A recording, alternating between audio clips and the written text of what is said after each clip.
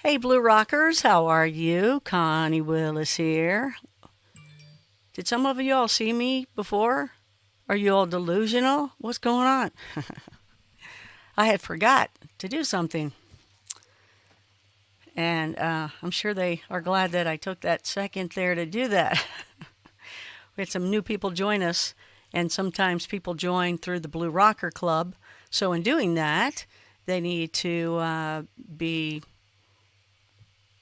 added to the list of this show, and they now are, and they'll get a notification.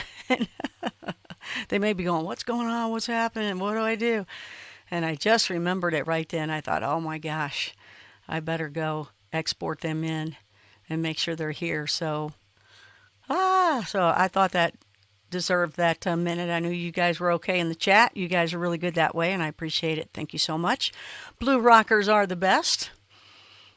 So, oh, Boo's back. Boo's in the house. Haven't seen Boo in a long time. Boo Berry. And I think you've been having some Bigfoot activity too. I saw you posting some stuff.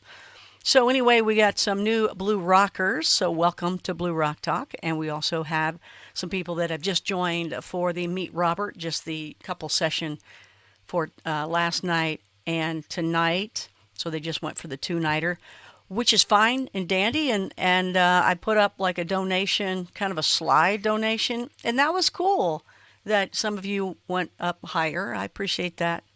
Thank you for the contribution that way. It certainly helps, that's for sure.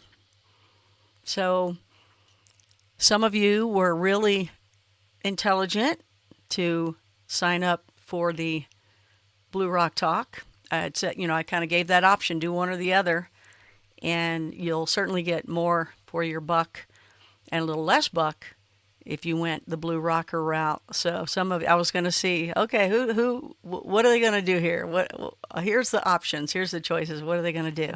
So it was refreshing to see people jumping in and going, hey, I know what I'm doing. I'm going to go be a Blue Rocker, get more for my money there. So yeah, we do a lot of neat things. We do, we kind of, now it's like included to the show is where we can do a Bigfoot Friday, or we can do a Far Out Thursday, or these are things we've been doing classically. And just lately I've been like, okay, we got to refresh. We can still talk about all those things, but I might come in on a Tuesday or something. So those types of subjects are all included. And sometimes things just happen on a Monday, and why wait till Friday? Even though Thursdays and Fridays are pretty good around here with us. And then our project Creepy Hotspots, that we go out in real live investigations. These things, we see them, they're around us, we communicate with them. It's amazing. And more amazing are the Blue Rockers that are inside the live chat. And, you don't need, we'll go to hauntings, we'll use some devices and things like that. I think they're great in the ghost world. But even if you don't have those, we still have just so many talented Blue Rockers that we have our own thing going on within the live chat. And of course, I'm out there and they'll tell me something to do, or, okay, they're off to the right of you. They're off to the right of you. I'm just now thinking of the hotel. Do y'all remember the hotel I was in? That was the haunted hotel. It wasn't a Bigfoot thing. And you guys were literally coming up with what was going on, what had happened in that room. And then you all later looked up what had happened in that room. And I hadn't told you at the time. And you guys were right on it. That was great. That was great. So lots of talent. And then when we do go out to the Rockies, or whether it's Dogman or Bigfoot, or like, when we went to Bray Road and things like that, everybody's like, they're over here, they're over there, this is what's going on, or I don't get anything. And sometimes you all don't get anything, and I'm like, I don't care. There's something walking around on the other side of the door of this RV. No, they're not. You're just afraid. I am afraid, but there's something bipedal walking around, and it's really close. And then y'all would hear it. Okay, well, so much for that ability. So apparently there's some things you guys can't pick up. Imagine the things you can pick up, but imagine always what it is you don't pick up on.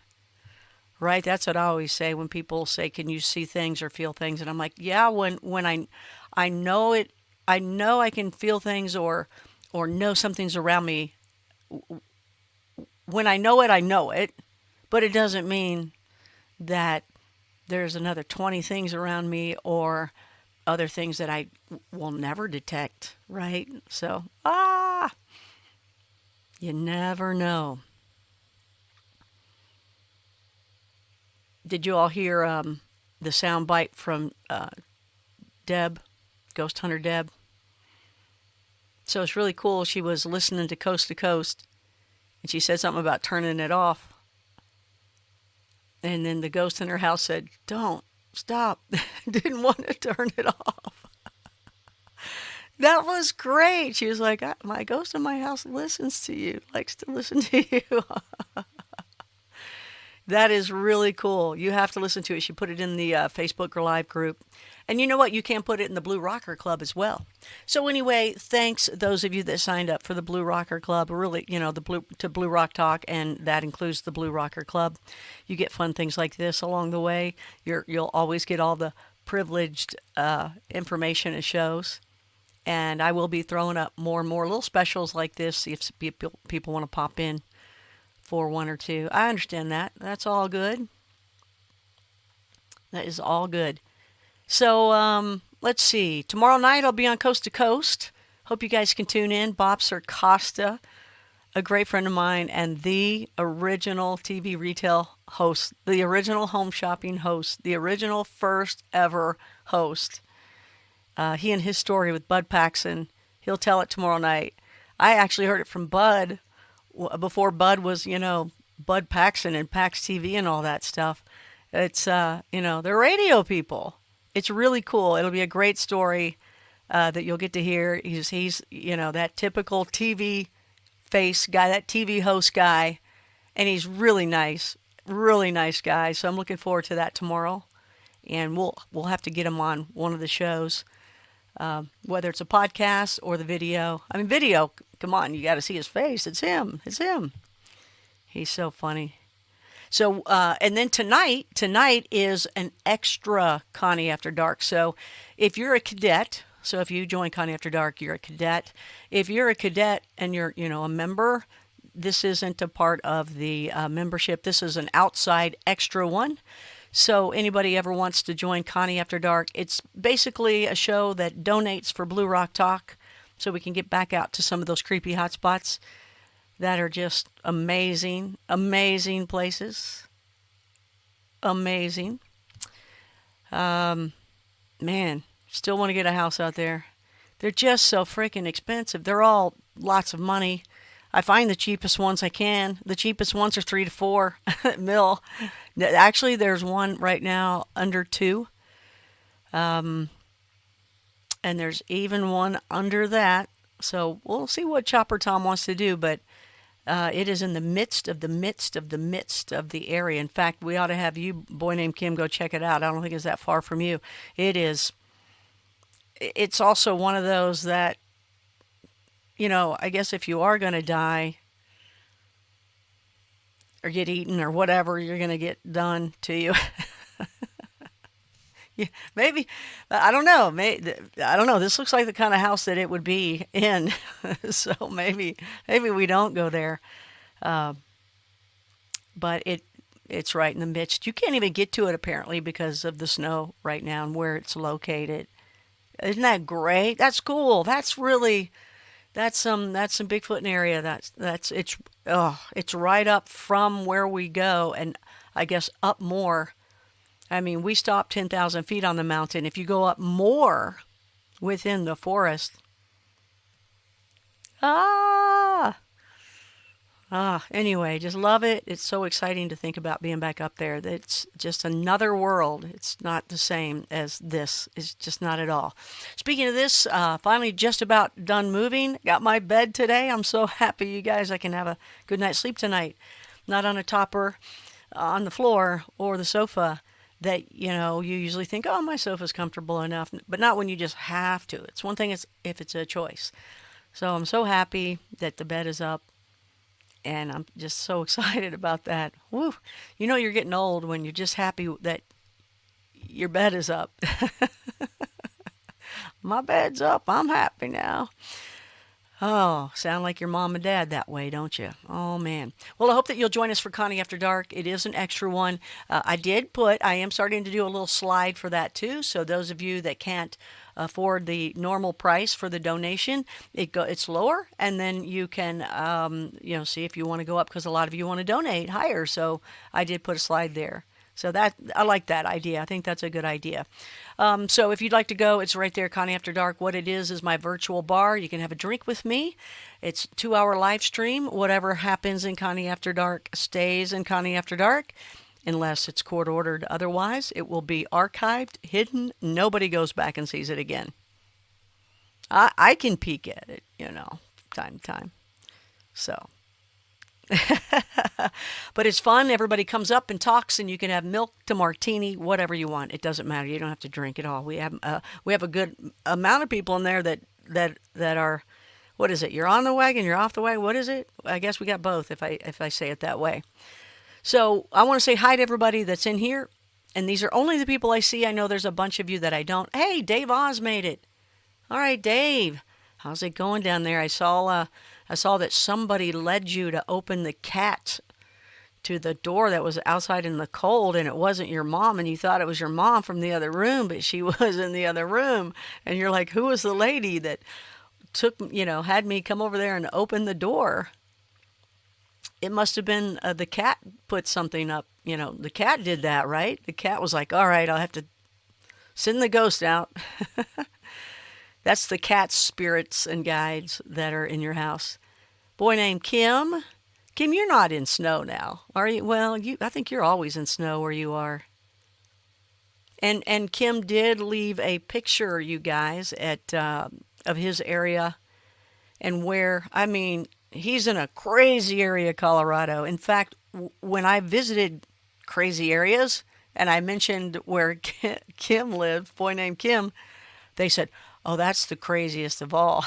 And I would think San Luis Valley or something around Dave Oz, but Kim can attest to it. And he took a picture. I did not see where the X was, where you said the X was, but I saw the beautiful mountains on the back. Oh, jeez. Beautiful view. Jane of all trades in the house with us. Pat is joining us. Pat is taking a class where she's learning to be an animal communicator. I think you're still doing that. If so, if you she needs practice. So if somebody has a picture of their animal, whether it's a horse, I think Jamie gave you pictures of horses, right? And of her horses. She just needs a picture of your pet or any animal, I guess, right? With the eyes. They got to look into the eyes. Yep. Everybody's got to do the eyes. That's where I'm like, no, Bigfoot, not yet. I'm not ready, but I'm getting there. I think I'm ready to tell them, okay, bring it on, because we've had enough interaction. It's just, you're just going to, at that point, I don't know how you guys are, but I do pick up from people's eyes. And so can you imagine when that happens? So I just haven't been ready. I just know it's going to be just a flush of information. And it'll just change my mind, or blow my mind even more, and change my life even more. I just know it. Walk and waltz. Too bad Paco's not around anymore. You can give Pat a picture of Paco. Make sure Paco's eyes are looking right into the camera. Poor Paco. I can't believe you left Paco out in the woods for anything to attack. Paco was his Halloween jack-o'-lantern. But we watched Paco be created and then be left behind in the woods out in the state of Pennsylvania, Pennsyltucky. Cryptid 559 in the house. All right, Cryptid, we got to hear when you're going somewhere next. Don't care if it's 10 hours, 2 hours, or more. We want to go with you on the next one. That'll be fun. I hope you can get a live stream. All right, Jim, let's try it. D'Arcangelo. Was that right? Arcangelo. I love the name. I think I nailed it yesterday, or you said I did. You're being nice. Blue Rock Cop, Erica in the house. Erica, are you in the house tonight? Or are you in the squad car or what? What's going on? Oh, yay, Jim. Ghost Hunter Debbie here. Mike Patterson. Mike Patterson in the house, Sasquatch, Ontario. The parent or the best friend, or one of the friends, or Uncle Mike to Jeff. I mean to Neff. Why did I say that? To Jeff. That's Neff's twin brother. No, you guys all know Neff. You've heard Neff say, we love you. To Mike, says his name all the time. I can't imagine how much more is going on with Mike because we haven't caught up with him. So, Mike, we got to catch back up with you, and maybe we'll do that even in Connie After Dark. But we definitely got to catch up with you again, talking about things because you've gone so far. You guys, go to Sasquatch, Ontario if you want to learn more with Mike, and he's got the conversations going, the talk going with Neff, and he's got marbles will just show up out of the air. My dad did that. I think some of you all know that already. But the day he passed away, he threw a peppermint candy at us out of the air. I was like, Dad, send gold. It's candy. If you can go pick up this peppermint starlight candy, that was his favorite candy, and there was none in the house. And he threw that out of the air to me and my mom. I was like, Mom, why'd you throw that at me? I didn't throw it at you. Yeah, you did. And we were like, Dad. And so many people experience that, and that's something that Mike experiences with I think you said before that it's not even Neff, it's another group, I think. So anyway, we'll catch up with that at one point. That'd be great.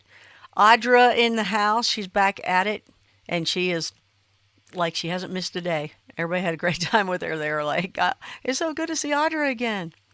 Jan Davis, thanks Jan for being here. It's so good when you see everybody. I mean, sometimes there's so many people, I don't even get to say hi to all of you. And I don't see all of you, but it's so nice when you are here. So thank you, Jan. Rockin' Robin with us. Had a Bigfoot visit her for a while, then take off. Just checking in on you, Robin. See if next year they come around at the same time. That would be interesting, wouldn't it? Paula Wright from Alaska with us. Susan R. in the house. Hey there, Susan. Guy Thomas with us. Boo Berry, I'll get through it real quick so we can bring on our guy. Old Dog Alaska, we got two of our Alaska folk in here. Neil Not a Newbie with us. Where are you? You're like Northern California, is that right, Neil? Mason in the house. Mason, where are you? Are you down in Alabama or are you in Atlanta? Or are you in Boulder? Are you around here? Lisa in the house. I still don't know if it's almonds or almonds. Tony Schiano. Tony's here. Tony's here, everybody. Tony Schiano. Who all does that to you, Tony? Anthony. Yo, Mama calls you Anthony only, right? And Sue. Just plain Sue. So there's the Sue. Are you male or female? Hey, I'm a Johnny Cash fan, and that's a fair question. Oh, it was so great meeting Johnny. Oh my gosh, that was the coolest in the world out of everybody I've met. Mike Cryptid, Jamie, okay, all right. Everybody's just saying hi to everybody. Tony, thanks. You're like, look, I'll just give you a heart, Connie. We'll all be good. Okay. Alrighty, that's just who I see. I know others are popping in and out. Did Mason write? Where are you, Mason? Where are you? All right, Boo Barry, good to have you back here again. Where's Sandy? You need to contact Sandy and tell them to say you're missing a show right now. Okay, so the two special nights are Meet Robert. Robert is basically is a deathbed confession. And we've done the GoFundMe, and we still have the GoFundMe out there to where he met what he needed to meet. But I think there's been some changes after the doctor has spoken to him to where I think he might need to move closer or something, or he needs more things. And so We'll ask him when he comes up and see if he can help out there or not. We'll pass that on to other people too. But, hopefully, the plan is get the surgery and be okay. It's a tough surgery. Without it, though, it's not good. But he's got a really good shot otherwise. So we got to give it all we can. But in between, he's like, look, I want to tell what I've been through, what I've seen, and what I know. And I think tonight he wants to go a little further. So it's always a privilege. You get a lot of privileges as a Blue Rocker. Those of you that only join for just a night or two, think about, if you want to join, if you like it enough, and all the Blue Rockers that are in here, if you like it enough to stick around and become a Blue Rocker. And if you like this conversation, join us for Connie After Dark tonight too. It's always fun. Have a drink or not. That's up to you. It's a live virtual bar, but to go there, it's right here. That's where you go. It starts at 9:30 Eastern. All right, so let's go. Let's bring in Robert Treat. He was here with us last night, and here he is again. He and I are gonna have another conversation. We're gonna put it up on Connie Willis the podcast, so that'll be a phase 2 to that. And then, we're going with his health. We're fitting in as much as we can before he goes to the hospital and gets the surgery. So the plan of attack is also to talk to other people in the field that want to talk to him and ask him questions. Like we know that last night that Mike Patterson was also, hey, I got to talk to him. Everybody wants to talk to him personally. That's where it's like, nope. When you talk to him personally, it'll be on the air, whether it's podcast or here. That way, those great questions will come out. A lot of people out there ask questions, but when they're people that already ask questions professionally or already are deep into the subject and can ask even deeper questions, those are the questions we want to hear. Those ones that people say, I got to talk to you personally. No. That's going to be on camera. That's going to be on a mic. That's going to be the better questions and going deeper that we all want to know, right? Because there's a lot of us that can only ask the surface questions because that's all we might know. And then there's some of us that can come right on up there and just get in there deep. And that's what we want to know, right? I told Robert, I'll bring him up and we'll talk about this, but Robert Treat, let's bring him up. Oh, you know what, Robert? We didn't even test you, so I hope you're all set. You got your sunglasses on? Check. You got your earbuds? Check. And by the way, we need to bring your dogs up. Everybody wants to meet your dogs. And there's the GoFundMe. Jane of All Trades just added the GoFundMe. Is Walt in? Walt has joined us. Walk-in Walt. It was such a privilege and an honor and a surprise that we all got to see Walk-in Walt walk. Inside joke for Blue Rockers. All right, let's do it here. I'm thinking you are set and ready to go. I can't believe that. I don't know why I didn't test you out. I just started talking. I felt so bad because I forgot those people. I was like, oh no, there's new people here that just signed up. I got to let them know how to get here.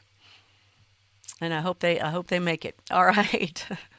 You always get the archive otherwise, but that's not as fun. Where are you there, Rob? Oh, I know where you are. I got to find you over on the other page. There's pages and pages of you guys. All right. Here he comes. If you want to come up and ask any questions up on stage, that's fine. Just have earbuds or headphones, please, or it'll sound like Ed Weigel. And by the way, somebody might want to contact Ed Weigel because he doesn't want to miss this. I know he's fallen in love with Robert already.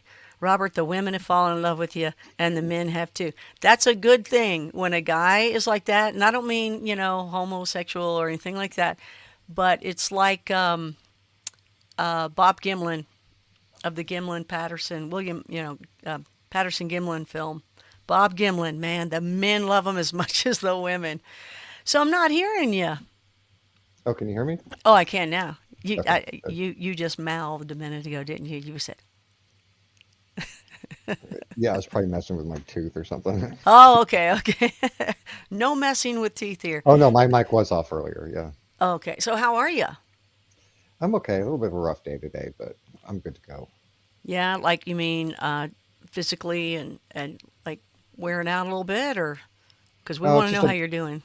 it's just a blood pressure thing, and I'm in the stage where I've got decisions to make, and the doctors have given me options I hadn't considered, and just weighing decisions and not having anybody in my life that I can talk to or bounce ideas off of. This is why family and friends are so important. Is when you're struggling with trying to make a decision, just saying, hey honey, or hey mom, or hey sis, whatever, you know, this is what I'm looking at. What do you think? Getting feedback on these options. And Well, you got us. yeah, every option has its pros and its cons. Yeah. Like, So let's hear, yeah, because you got us. First of all, you got me, Jane of all trades for sure, and then you also have Blue Rockers. I'm telling you, we've got unbelievable people in there, not just psychically, physically, and all that kind of thing, and cool and nice and caring, but ex paramedics and top nurses and all sorts of neat people in here. So anyway, yeah. go ahead. Well, We're ready for you, man. the one of the main reasons why I have to spend so much time in the hospital, like the full 6 months, is because I have no way to. After the surgery, there's going to be the definite 2 months where I have to be, just kept there until the surgeon's satisfied that I'm not going to start leaking. Um, but for the months following that, there's still the risk of, if I pick up the garbage, it may rupture. Right? It's going to be weak for a long time. Um, and they want me. They're going to keep me for the full 6 months because I don't have any support at home. Right? If I had a family or a wife or whatever, right? Um, they look at that differently. Like, okay, so somebody can bring you water or bring you food or take the trash out, that I don't have to do it all myself. Absolutely know that. Yeah. Um, Understand. so they dropped this on me at the beginning of the week that I would not have to, that I could be released from the hospital earlier if A, I lived closer, and B, I had a support network. Mm-hmm. And Dr. Bush, he actually gave me a list of apartments that are close to the hospital that would qualify me for being able to, you know, be released early and be within the range for uh, home health care. I'm so far out in the boonies that I don't, I'm not within the range for very many services. Um, Why'd like you pick living out there in the boonies, dude? What? That doesn't even sound like you, actually. it's not, well, actually, I like the boonies. I'm very much a Well, country it boy. is You it can't is cool. tell. You're right. Okay, yeah, you're right. But But, but now um, it's but yeah, you got last it year I all got, going. well, I guess not last year now, but the year before, I got hit with so much at once. Like I lost my business. I just couldn't recover from COVID. So I got locked out of my business. My health went downhill. Um, that was when my wife said she didn't sign up to take care of a sick person and left me. I think it was really about the money Oh my gosh, I just think because, that's you horrible. know, I went from being okay financially to being broke. And I know she always had a thing about money. So maybe that was it. And then my dog died and I lost my house. Right. It's a country song, and I'm not trying to be smart aleck. I'm just saying Oh, it it is. is. Play it He and I backwards. have a repertoire. We can laugh about stuff together. Actually, you guys. Okay, Maybe if you it play is. it It's a backwards, I'll country get it song. all back, right? Maybe I don't know. It's never happened yet. Everybody keeps trying. So I had to move on short notice, and so many places would not accept my huskies. So I'm like, well, I'm not getting rid of them. I will find a place that But will you let me you have have them. somebody now, right? That's going to watch them. Yeah, Okay, so we're good yeah. there. Okay. So Eh, I took this place because it was in a rush, and I needed somewhere my dogs could be. And well, for the surgery, you have somebody for the dogs, and now you're asking for more money so that you can move closer. Is that correct no, on no. the GoFundMe or? When I put together the GoFundMe, I budgeted for the absolute, the bare minimum of survival to, to get by. Um, what I didn't consider was fees taken by, the platforms themselves. And I'm not complaining about that. GoFundMe, they totally have a right to, Oh collect money yeah, for their yeah, services, right. but they do charge fees. I didn't consider that, Yep. so I, lost about $1,000 in fees.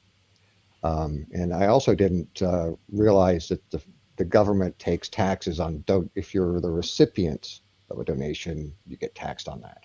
Mm. So of what was raised, about 4,000 of that was coveted by the government and financial institutions. See, you should have taken care of everything when you were in the elite. Come on, Rob. We're Yeah, all blaming you now. You should have kissed the Pope's ring. I Anyway, don't. we'll talk about that in a minute. Yeah, actually, we will because Oh, okay, okay. But just before we get to that, so the surgery now, though, I mean, right now it's looking good. We're ready to get a date down. Do you have a date? I know I'm expecting a date this week, and it's already at Thursday, so probably tomorrow I'll have a date. It's just securing the. It takes a specialized operating theater, and you said you got paramedics and medical people here. They because they're going to have me so opened up for so long, the infection risk increases exponentially. The more invasive the surgery is, and so we got to have operating theater with its own air supply, completely hermetically sealed. Um, the surgeon's going to be like in a space suit because he said, that he could lean over and bacteria could fall off of his face and into me, and I could get an infection. Oh man. So it's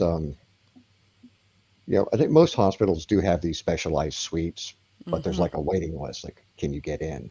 And then we have the government bureaucracy of, you know, 500 different departments have to handle the paperwork for it to get through. But, really, it's a good thing it was 3 weeks out because it gives me time to emotionally prepare. How are you doing in that? Oh, up and down. It's getting closer, isn't it? Yeah. Like, I want to make sure I say everything I need to say and, spend all the time I can with my dogs just in case, I don't come out of it. You have come out of so much. It's amazing. I'm sure I'll live. So, I've lived through so many things that should have killed me. That's what my nickname in the community was, Rob Zombie, oh, that's great. Well, because it was even the last time with the car, talking about on the podcast when you were in the car, and how many yeah. grays was it that picked you up and saved you? So some might There still was be yeah. around and do There it was to you definitely again. three. There was Mm-hmm. definitely three, and they've always interfered. Every time my life's been in danger, they've interfered with me. Um, there was one incident where a stack of metal plates was falling, and it was behind me. It was dead silent, not a sound. And it was like something jumped in my body and threw me. Like I dove and somersaulted to my left, like just dove. And Daniel was standing there watching the whole thing. And his mouth was hanging open. He goes, "How the hell did you hear that?" I'm like, "I didn't hear it." Like, "How did you know to jump out of the way?" I didn't. It was completely involuntary. Yeah. And my buddies over the years, in the Intel community, saw me doing weird things like that. Like I dodged an RPG once. I What's was that? just What's an RPG? rocket propelled grenade. You. I was just, yeah, I was just standing there talking, and I just suddenly leaned back and poof, right past my face. Wow. And it was like, how did you see that coming? It's like, I don't know what it is. So I'm sure I'll survive, Wow, that's pretty cool. but I want to make sure I'm prepared in case I don't. Like, Absolutely. yeah, Absolutely. This when we were first talking, you weren't even thinking that you were going to have a chance, and then you said there is one chance, and then that's when we put everything together. So, hey, I'm excited that we have a chance. What is the yeah. chances with the surgery? You said it before. 60%, 80, 40, what did you say? It's about 60% chance I'll survive. I'll make it through it. So it's better than 50-50. Yeah. You Well, know, how do you feel about it? You got your own gut intuition. yeah, I feel like I'll probably make it through the surgery. I'm very concerned about because the doctor did say my quality of life will never return to normal, and Why is that? What's are you going to be you'll be able to I'll, walk and everything, I'll right? be able to walk and do normal things, but it's like I'm going to be like light duty for the rest of my life. Like, Well, you're already like, 50 billion years old now, so you're not, 25 yeah, anymore, so that's okay. No, you're like what, yeah, 52, but 54? but climbing the mountains, You're good. Uh, I'm not gonna do that we'll anymore. pull you up, man. We'll get you. We'll helicopter you in. Yeah. Give me one of those We fat scooters, those rascals with the big wheels or something. Yep. we do. We have one of our blue rockers and cadets. He drives. He flies his helicopter. He'll Yeah. he'll just take you around. You'll be on the bottom of that ladder as he swings around all the time. I think is there any other questions you were thinking about that you wanted to bounce off anybody, because you'll get some answers. Well, I mean, I was just thinking like, so I looked into, you know, moving to an apartment closer. Uh, Called the place they recommended. I'm like, I'm not paying that for an apartment. Like they went at $1,600 just because of the location. I'm like, I'm not paying $1,600 a month for an apartment. Are you insane? Dude, So that's no, cheap. that's That's cheap. that's insulting, man. That is just It's so and, and cheap. and it may be It cheap in is. today's market, but you know, $1,600 a month, you can get a house for that. You know, it Yeah, may not be the house you want, but at least it's a house with a yard. And if maybe I'm you gonna, you think. I don't know. Have you looked lately? oh yeah, I mean, there's Yeah. places all Okay. around here for 1,400, 1,600, 1,800 a month. Wow. Okay. With yards. And if I'm going to pay $1 more than I'm paying now, like I would rather move into like a two-bedroom tiny little house with a yard because that benefits the girls. Said the man that used to have all sorts of money at one point. It's tough, Yeah, isn't it? It's a tough thing, isn't it? I get yeah. you. I know I it. did all I know. I did all that to take care of wives and children, and I've raised nine stepchildren. So I had to have a house with 3 bedrooms, 4 bedrooms. I even had an 8 bedroom house at one time. Wow. Yeah. Um, It's but tough. I I understand. I don't have that now, and I'm not going to ever have that to deal with again. It's just me and the girls. Um, so they're my priority. So having a yard, that is a priority for the future. Is providing things for them. Yeah. Yeah. I got you. Um, so I'm not going to pay that for if I'm going to pay even consider anything like that. It's going to be the dogs have to benefit. Why take them from one apartment to another, especially if it's more money? Well, if people have ideas of how to help you when you're way out there, and I know that I've talked to a couple of people that are in your area that say, "Hey, I want to help them out." You know, that's kind of cool too. But you'll be like, well, "Who's this?" They're trying to help you. Yeah. And now if I It'll be a live, I new got to think about documentary. what am I going to do for a living past that? I didn't plan on really getting that far. Those are Hey, questions that I now have to. welcome to the world, though. Everybody's Yeah, doing that right now. So you're just I one of know. us now. Yeah. Hey, yeah, I don't know. I think you should get a hold of Glenn. Glenn's no longer alive, though, right? No, no, he passed away in 2007. Mm. Um, so I'm looking into things like, um, I love the solar industry, but it's just so dirty right now that I don't really know who to trust as far as companies go. You know what I'm going to say is I am glad that you're thinking in the future. I'm Yeah, me glad too. that you're thinking in the future. Yeah. So Yeah, all of these things that I'm like thinking about now that I haven't thought about in a while, uh, just causes blood pressure to go up, and then that just sets off yeah, everything else. yeah, exactly. Even Sue saying, "Don't worry about making a living yet. You're on a path of which this celebrity is a part." Exactly. And Tony was mentioning writing a book. And let me tell you, I can't believe it. I mean, when I bring people on that have a book and they say, "Connie, my book's a bestseller," like the next day after Coast, I didn't realize how much people are making off books. I don't have time to read a book. I'll listen to an audio one or something, but I don't even have time for that right now. How do people have time to read all these books, which is great, and you could do a good one. You can do a good one, Rob. They don't watch TV. That's how they have time to read books. I guess so. Yeah. Put, put the smartphone down, step away from the device, and Nothing to see here. Step away. Step away. All right. yeah, So, anytime you have anything to bounce off besides making a living, boom, you know, you got a lot of people here that will help out. You just jump on the show. I know right now you're like, yeah, right, whatever. But no, seriously, look, they're already helping you over here. They're like, wait a minute. First of all, get through this. Then, you'll People are already asking for you all over the place, and everybody's they're all saying also, "Hey, he's easy on the eyes. Yeah, he's a handsome dude. Wow, what's behind those Foster grants?" I'll tell you in a minute. Um, Okay, but all yeah, right. I've had people for years tell me I should write a book, and I've thought about it, and There you I was go. like, no, if I put any of this on paper, I'm gonna get, suicided for sure. But I'm talking about it now anyway, so what Yeah, the you're hell? doing the deathbed confession, man. We're just hoping we're just making it to where you live on the end. So, Yeah. and then you write about it. You had said you didn't care anyway. So, are you starting to feel a little fearful now, what's going on there? And by the way, everybody, Oh, podcast coming up afterwards. He and I are going to get together and do more for the podcast, Connie Willis, the podcast. But I think you know right now you got them live, so throw in the questions down below here. And if somebody wants to come up and converse, that's cool.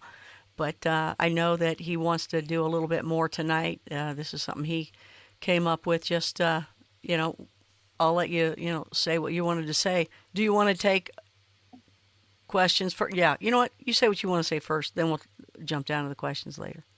well, I'll just kind of preface it, and then we can jump into questions, and I can answer uh, get to the meat of this. But I was thinking before we started this evening, that a lot of people have asked me, who it is that I work for. And I've been very vague about that. Even in the 6 hours that we talked, I just leave it very vague as to who it Besides is. Glenn, or besides? Well, Glenn was, he was CIA, so that's established. But the organization that he got me involved with, the ones who wanted me to meet the Pope, I've had a lot of questions about, who is that? And I've been very evasive about that. And then I started feeling like that's not fair.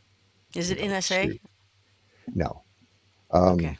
Um, I started feeling like it was unfair of me to be, putting out vague information. Like nothing's worse or more maddening than when almost get the carrot, but they won't let you have it.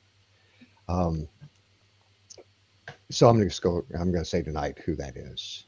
And, yeah, that might earn me a dry cleaning bag. A We'll dry cleaning bag. we'll see. But I think they have enough sense not to try to suicide me. I mean, yeah, I'm kind of Oh, old. I'm sorry. Is that what you're? Okay. Yeah, I didn't think of yeah. it that way. I may be old and frail, but don't think you're going to come in here without a fight. That they'll probably lose. Um, um, are you concerned about that? Not really. I'm not really concerned about any attempts on my life. I feel sorry for anybody who tries it. Um, just because I look a certain way doesn't mean I am a certain way. And you know, How do you think you look? harmless. Really? I don't even see that from you. I don't see Yeah, harmless from you. I don't see it. I see you still looking ready to go. yeah. Well, thank you. I do. I mean, I do. How's everybody else see him like that? Sandy says he has a great sense of humor. He does. I know. So if you feel good enough, go for it. We'll go to the questions in a minute. They'll probably have more questions. I was hoping I could guess it, but that's really as far as I can go. I don't. But only if you feel comfortable. I don't want it on my back, man. Not on my watch. Not on Blue Rock watch. Oh yeah. No, it's no risk to you, but people just don't who've been inside. They never talk about it. They never talk about who they were inside with, and I've always found that really maddening myself when I listen to other documentaries or whatever that they never really come forward and say. Why? Um, Are they told not to, or because they just feel like, oh, I shouldn't? it's always implied that everything is about discretion, extreme discretion, total discretion. Like you don't tell anybody, and even my wives and kids had no idea. Um, some of these groups are some people will have heard of them, others won't. But there were questions last night about the Pope's involvement, and this is going to explain why. Oh, excellent. Great. Great. And yeah, yeah, it makes me nervous, but it's really if I'm going to make a full disclosure, I might as well make a full disclosure, right? It's up to you. I'm not pushing you. Um, and so we can get into that, or we can do questions. No, let's do it. I mean, Okay, so if you want, I don't want to push all it. right, hold on, give me just one second. I'm gonna take these glasses off when I do You this. are? We're going to Yeah, see you? yeah. Okay. Full disclosure here on Blue Rock Talk. Okay, Look at it's those important. eyes. Woo! It's important to me. I don't want to have a barrier. I can't see real well without them, but Okay. All right. okay. So the group I worked for was called the Order of Saint John, and the Order of Saint John is part of what's called the Round Table, and this gets into the cabal and who are they. So I don't know if anybody out there, and I can kind of see the comments now, if anybody's ever heard of the Round Table, but that's who the cabal is. Remember in the first time we did, somebody had asked me who the group of elites are, what they call themselves, and I just said we refer to them as the cabal. Well, the cabal is actually called the Round Table. Now, the Round Table has several components. One of those elements is the foreign policy arm of the Round Table, um, uh, which is the Council of Rome. Okay. Now, the Council of Rome, that's run by the Pope, and there's about 70, 75 individuals as part of the Council of Rome. Uh, Subordinate to the Council of Rome, also known as the Club of Rome, you've got the Bilderberg Group and the Trilateral Commission. And there's also what's called the Council of 300. Okay. Um, the Council of 300, along with the Trilateral Commission, they kind of form like the general policy, not the foreign policy. The foreign policy is the Council of Rome or Club of Rome. They're the foreign policy, right? So you've got these policy organizations like the Bilderberg Group, Trilateral Commission, the Council of 300, and the Council of Rome, and these are all the policy and implementation units for the Round Table. And who I worked for was the Order of Saint John, which was actually founded out of the Templars. At one time they called themselves the Order of Malta, and then it became the Knights of St. John, and then it just became the Order of St. John. And that's who I was the Minister of Finance for, was the Order of St. John. Was there other orders and you just happened to be the Order of St. John? Were there other orders of some, blah, blah, blah, blah, blah? Or Not that I'm aware of. that was it? Was you? Not that I'm aware of. The Order of St. John was kind of the financial money making um, division for all of these other orders, Mm. all of these other organizations. Um, we're talking everything from currency counterfeiting, not our own currency. Well, yeah, our own currency too, dollars. There's a lot of um, counterfeit dollars, but that's all for overseas distribution. It never factors into our money supply. But we have warehouses all around the world that are just stacked with crates or pallets of $100 bills, just wrapped in saran wrap. Um, and these depositories are all over the planet. So when we would travel, we wouldn't need money or passports or identification. These depositories, we could go and get what we needed. Get a fake passport. We can pick up a few $1 million, stuff it into a briefcase, and go about our business. But it's all fake money. Like, so the money that we have in Saudi Arabia, it's all counterfeit. And that was us. Bonds, banking systems, and this is what really got me into the whole organization in the first place. Was there was a global scam going on that they couldn't figure out what it was, but it was ruining their business. And this is what they called collateral roll programs, or prime bank guarantees, or high yield investment programs. And And they is the round table. the round table. They could not figure out mechanically what was going on, because every single thing indicated that it was legitimate, but it wasn't. Um, and I was even asked officially if I should. The vice chairman of the Federal Reserve at the time, um, she was the one who, through her husband, asked me to figure it out, because the Federal Reserve Board of Governors could not understand what it was. And the vice chairman's own husband got swept up in that, because he had okayed a transfer into one of these so-called, you know, high yield investment programs run by the Greek Orthodox Church, a guy named Bishop Chrysanthos. And her husband had transferred $1 million from his attorney-client trust account to Bishop Chrysanthos on behalf of a client for one of these programs. Well, the bishop got the money and basically said, thanks very much. So this guy, who was a lawyer, a very famous lawyer in this country, ended up uh, getting disbarred because of it. So his wife, who was the vice chairman of the Federal Reserve at the time, asked me to look into it and figure it out. And it took me years. I could not figure it out Was it, until I. first of all, was it real money? It was Because you real money. said, okay, it was Yeah. real money because you were talking about counterfeit. And secondly, are you going to name the attorney or no? No, out Okay. of respect to him, Okay. because he was a friend, Okay. and his wife is not somebody you really want to mess with. Okay. Like, yeah. Women are tough. Okay. In fact, um, he had an ex-wife who kept his name, but his current wife, she would not take his name because she said one Mrs. Blank in the country is quite sufficient. Was he ever president?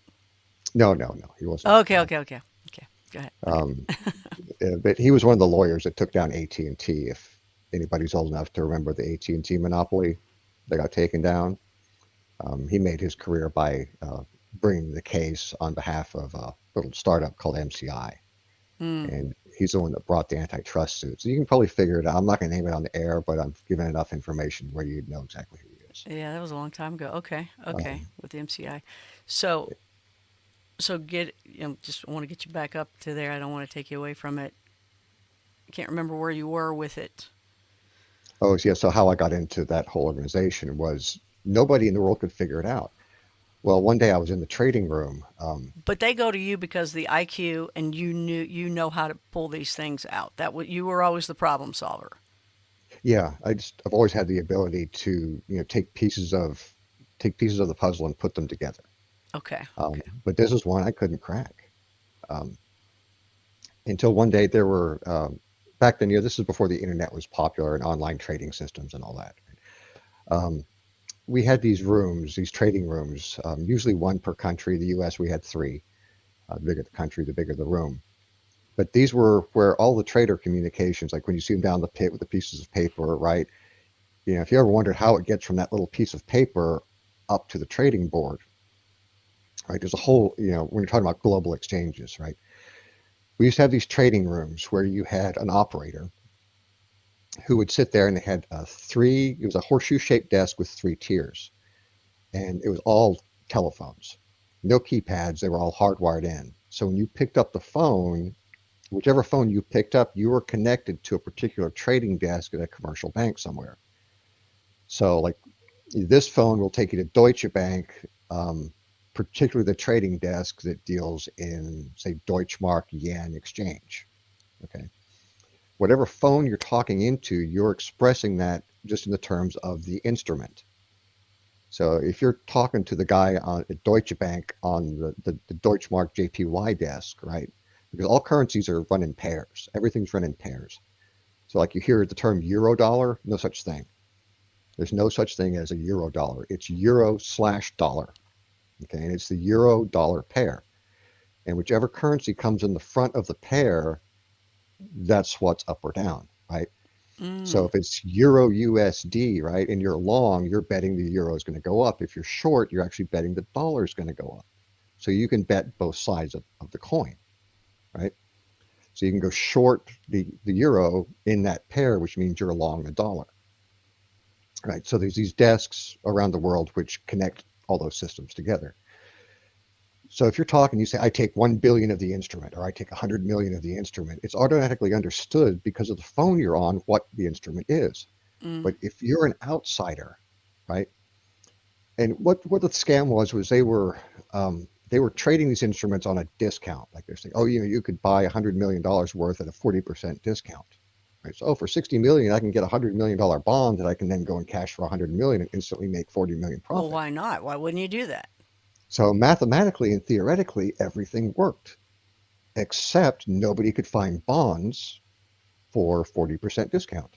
Nobody could, so they started coming inventing things called prime bank guarantees, and they were stealing stationery from banks and rubber stamps, and everything was looking official, like completely. This, the stamp is official, the signatures are official, everything is right. Even the QSIP codes are official. Like you can go in, um, run it through Bloomberg, type in the QSIP number, and bang, it pops up. That was the round table doing that? No, no, this was just ordinary civilians. The round table could not figure it out. Nobody Oh, could. Nobody oh, could. Right? oh, everybody knew this was going on. They're like, how's this happening? Yeah, like how are even these QSIP numbers being generated? Because Right. QSIP stands for the Committee on Uniform Securities Identification Procedures, QSIP, right? Which is run by Dun& and Bradstreet, right? So these are big institutions, right? And they're all buying into a lie because nobody wants to admit they don't know, Ah. right? And this is a theme that is replayed throughout human society. It's really funny. Um, Like me, I'm dumb going, wait a minute, what? Who? What? I'll admit it, but they're not admitting it. And so it's just yeah, I mean, this is like, tying it up in this huge knot. They're all trying to figure this out. yeah, And I they mean, call on you. this is literally, it had become a multi-trillion-dollar global industry around something that didn't exist. Mm. So money is just disappearing. Like, it's not really disappearing. It's just somebody else owns it, but they don't know who. Um, so I was able to crack it just solely by accident. I was like looking at it one day, and I started to run the math on these transactions I was seeing. And if you reverse engineered the math, it looked like they were getting 20% discounts, 30% discounts. It's not. It's just a difference in which bank you're going through or how the instrument's being transacted at the time. The difference between the bid and the ask, right? And when you take like a small percentage, like say 1%, right? But that trade is being leveraged at 100 to 1, right? So if you make 1% profit on a 100 to 1 margin, 100 to 1 leverage, you're actually making 100% relative return on investment, right? So, Don't ask me um, right. I'm going with you. I'm trusting you. so for every, what that means is 100 to 1. It means for every million I have on deposit, I can control $100 million worth of currency. If I make 1% on that 100 million, right? That's 1 million. I started with 1 million. I made 1 million. Basically, I doubled my money, so that's 100% profit. And so people were seeing this going on. This happens all the time in the community, right? All around the world. It's happening right now. It sounds Um, like there's everybody's like, where's the scam at? Where's the scammer? But it sounds like there's not even a scammer. It's kind of more like everybody's just going for it and falling for it. And yeah, I there's mean, well, really that part's, nobody there, right? yeah, I mean, but that There's part's really not a legitimate. person winning. Like, like right now, I mean, I can't do it now because of the way the laws change. This is one of the things that really destroyed my life was not being able to do this anymore because I have an American passport. But I held accounts in Switzerland, also Germany and England, and all the accounts I had leverage up to 500 to 1, which I was able to make enormous amounts of money for these people doing this, especially with my ability to read the market, right? So if I had say $100 million, right, and I'm scalping the market every single day for like 1/10% here, a 1/4% there, by the end of the month, I've made 3, 4, 5, 600% profit, on their money. So, I'm looking good. And this happens today. Um, in 2012, Obama started changing the laws, right? So here in America, I think the maximum leverage you can get now is 10 to 1. Like if you go to like these American companies like Forex.com, for example, um, used to routinely get 100 to 1 leverages out of them. Um, and now I think it's been capped at 10 to 1 here in America. Overseas, it's still no holds barred, right? You can still get 500 to 1. It just depends on, it will the bank, grant that particular trader that level of liquidity. Mm. Because, 500 to 1 for every million I've got on deposit, I'm controlling 500 million of their liquidity, right? And, these banks, they have a finite amount of liquidity. So I was actually kicked out of a few banks for maxing out their liquidity. I was literally moving tens of billions of dollars a day in money for these people, and doing it profitably. And So at Like the end of your surgery, you just go to Switzerland and then you do all this over there. That's, you know, that's, that's what I'll say if for you to do. yeah, and but that doesn't work. Like for me to be able to move overseas and resume my career in that, which I could do it for civilians. I know how to do it for them. I could do it for you. Um, but I would have to surrender my U.S. citizenship, which I'm not, you know, I don't have really any objection to doing that, except for the fact that they closed down every single government office in the world that will let you surrender your citizenship. So you can't even surrender your damn U.S. citizenship anymore. We are prisoners here. There's no offices open. They're saying, oh, it's because of COVID. How convenient. But they have no plans to reopen these offices. So, So is this where it all goes back to the round table and no, the well, control, or it no? might. Mm. And that's something else too, is why they do what they do.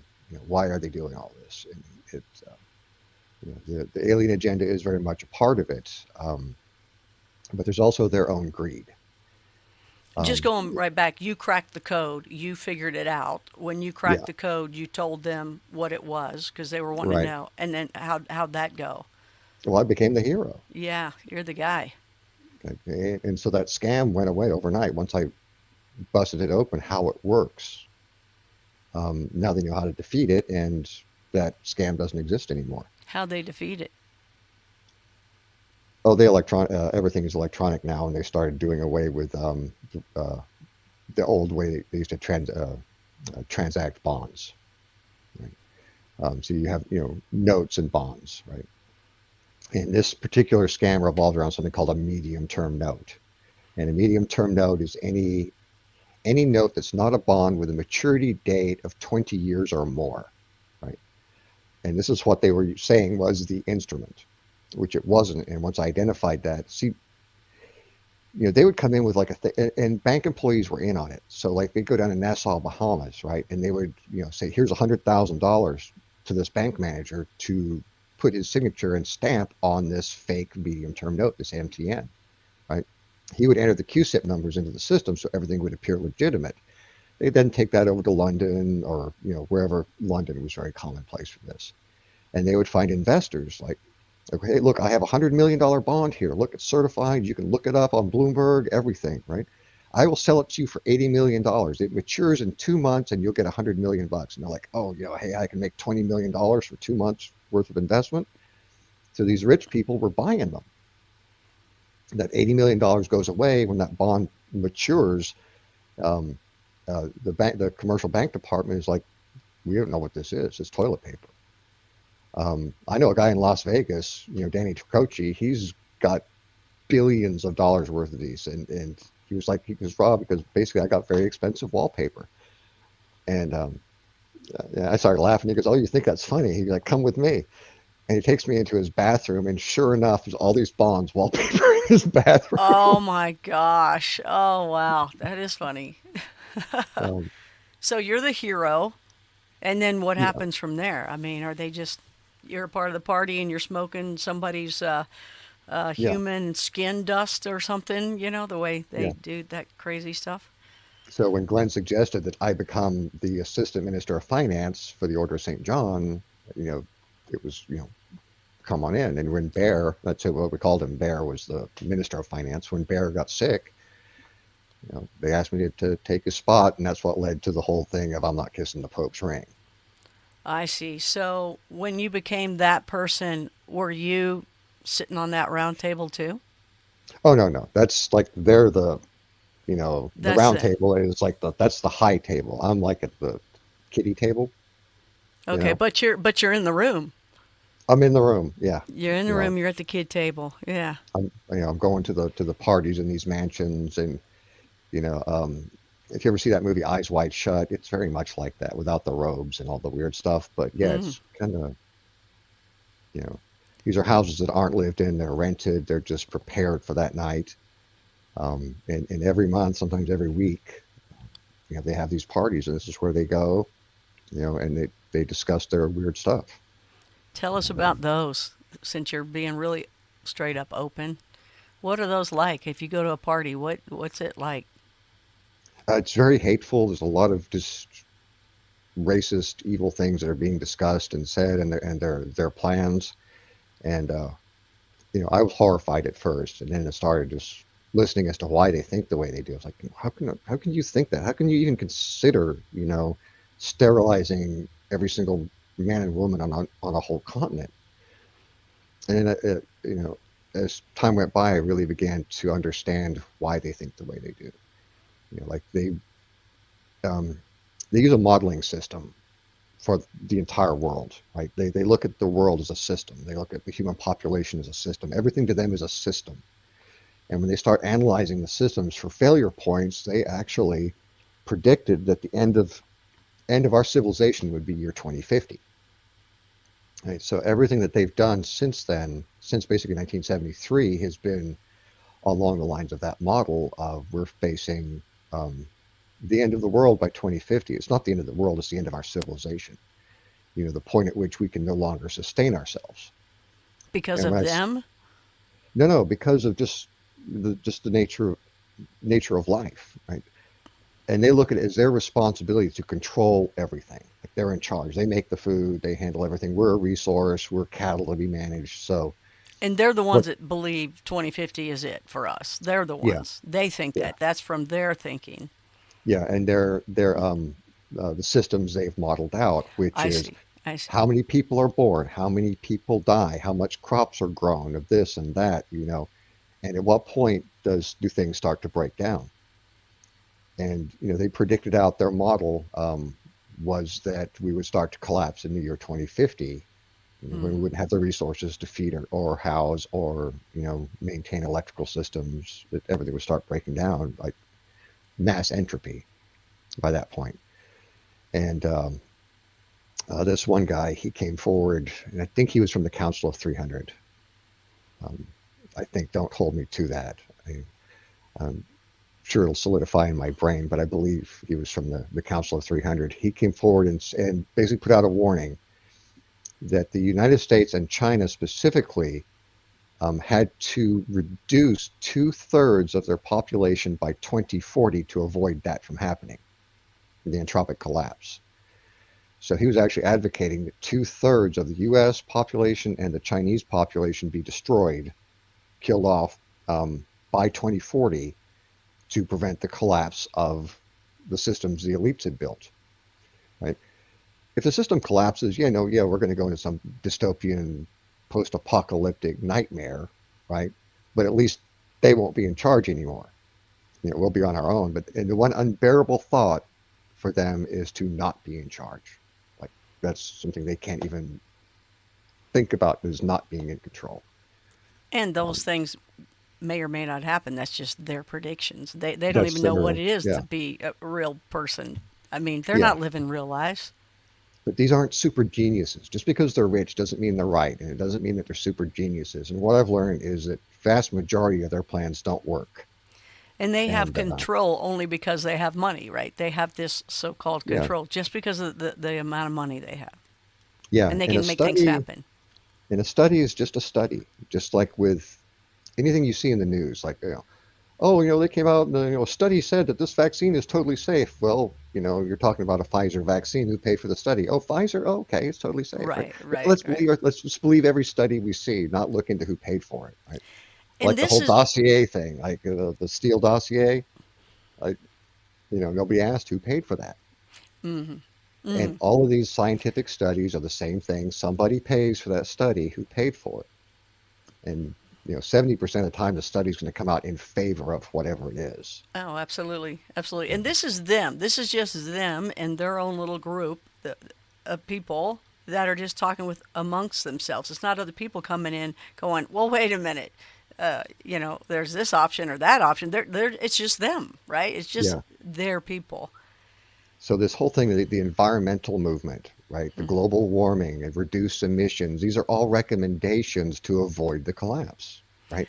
Do you believe What that? Or is it more of so that you can buy more of this or buy more of that or it's scare both. you? It, Okay.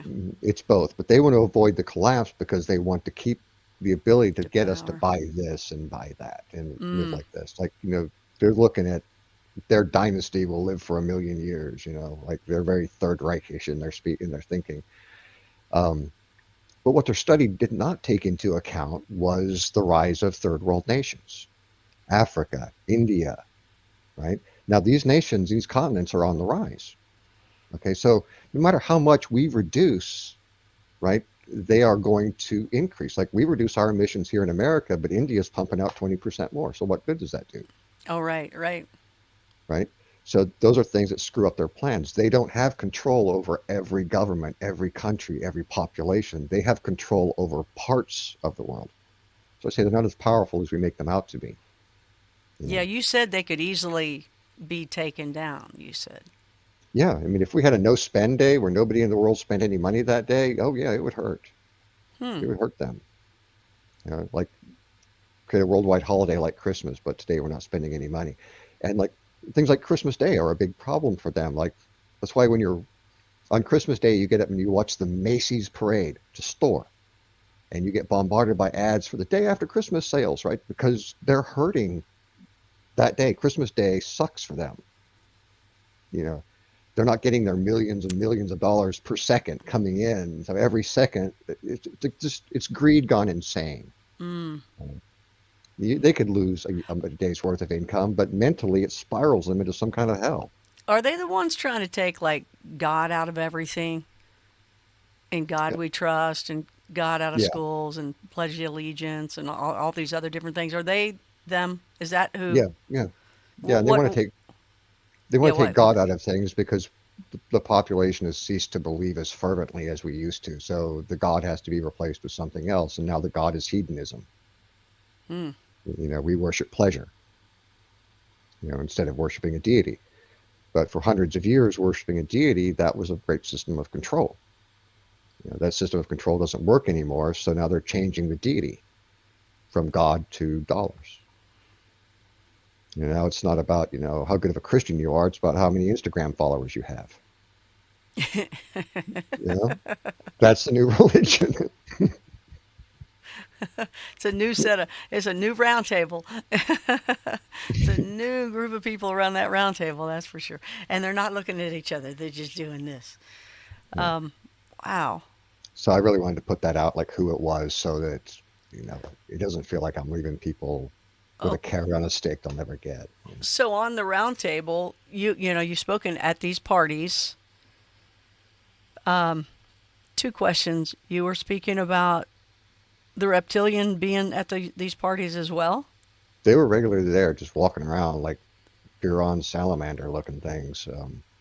Not even, They didn't They didn't look like they didn't cloak at these, themselves as people. They went ahead and stayed as a lizard or yeah, whatever. yeah, Oh, they did. yeah, they were walking around full on lizard. And you Um, full on lizard, man. That's tough. I think yeah, one of them winked at me on Match.com one time. So, did you said they were like 7 feet tall or something? yeah, What do they look like? they're between 6 and 7 feet tall. They're taller than your typical basketball player. Um, and I was always like kind of fascinated and struck by the fact of how could this 7 foot thing suddenly appear to be like a 5'10" guy? Like, how do you compress your size? And that's what they did. Yeah, they can look like an average person. Average man's about 5'10". They can look like a man in a suit or a woman in a dress, but when they're in their natural state, they're tall. And Oh like, man, you know, did they wear clothes? What? I mean, so were they holding a martini? What are they doing? They well, that's the thing is when are they're they Dean Martin like reptilian? when they're when they're in the reptilian form, like you can see them in a suit, like they look at a man in a suit. But when they let themselves go back into the reptilian form, the suit is gone too. Oh, and it This was always baffling to me. just happens right in front of you. Like yeah, like it's faster than you can blink. Wow. Like literally, you blink, or even if you don't blink, you think you blink because it's that and it's that. Wow. And you start wondering, is that what you even saw at all? Um, What was that? there's a fly. I was gonna say, what is that? A fly? There's that fly on the wall. It's coming your way. Yeah. I had the door open today for the girls to get some sunlight, and the flies somebody, came in. somebody said they wanted to be a fly on the wall around you, and then they came your way. So, Okay, so what's the lizard people? Do they got two arms, two legs, stand like a man, or they kind of like got a tail behind them? What No, they they got a tail, but they walk tongue? upright. Um, and they're very Jar Jar Binks-ish. They know they're They're what? like Jar Jar Binks, but without the ears. They're What's that? very Is that a character in a movie? from Star Wars. You know how he's very awkward and clumsy, and they're very awkward, clumsy creatures. People, even when they're in human form, they're not all Mr. Elegant and sophisticated. They're dorky. Oh, okay. They're dorky. Yeah, they're dorky. Um, and they're stupid. It's hard to even talk to them because you're just like, just shut up, man, please. I was gonna say they're not. Aren't they intelligent? They're not. No, at least not the ones I met. I mean, I'm sure they have a cast of the reptilians that are the intelligent ones, but these ones at the parties are not intelligent. They're just dumb. Like, give me a conversation with one. Um, they'll like be drinking something, right? Like, okay, well, give me another one of these thingies. Are they gay? You know, Sorry, I don't mean that. I I love my don't, gay men. I I don't know. mean, I really avoided the whole sexual aspect of it. So, well, I mean, I um, didn't mean like that. I mean, but I are think that they they're. I mean, I think they're. a feminine group or? I get the impression that they swing both ways, or Okay. all ways. Like, sex is a pleasure. It doesn't matter who or what it's with. Mm. Emphasis on the what. Um, Wow. So they're just walking around a part of the party and nobody's like thinking anything of it. right.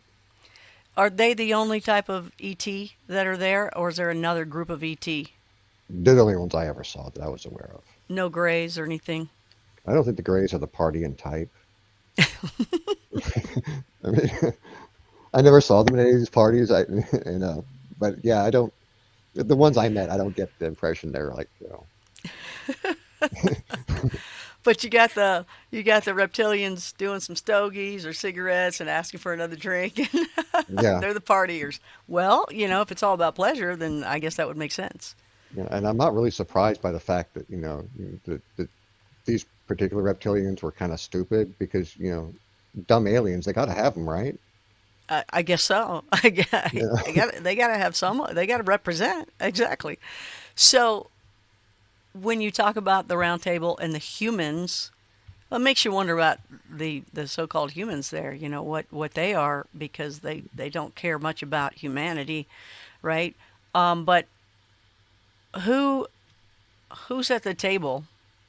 Who are the people? Are you ready to tell Oh, those? who are the people on the round table? I have no idea. You don't even know who they are. You can't name. No. You had I mean, mentioned before. Go I'm sure ahead. I met them, but I don't, they don't say like, hey, I'm Bob, I'm with the round table. They don't tell you who they're affiliated with. But oh, Um, do you know who they are though? That's at the round table.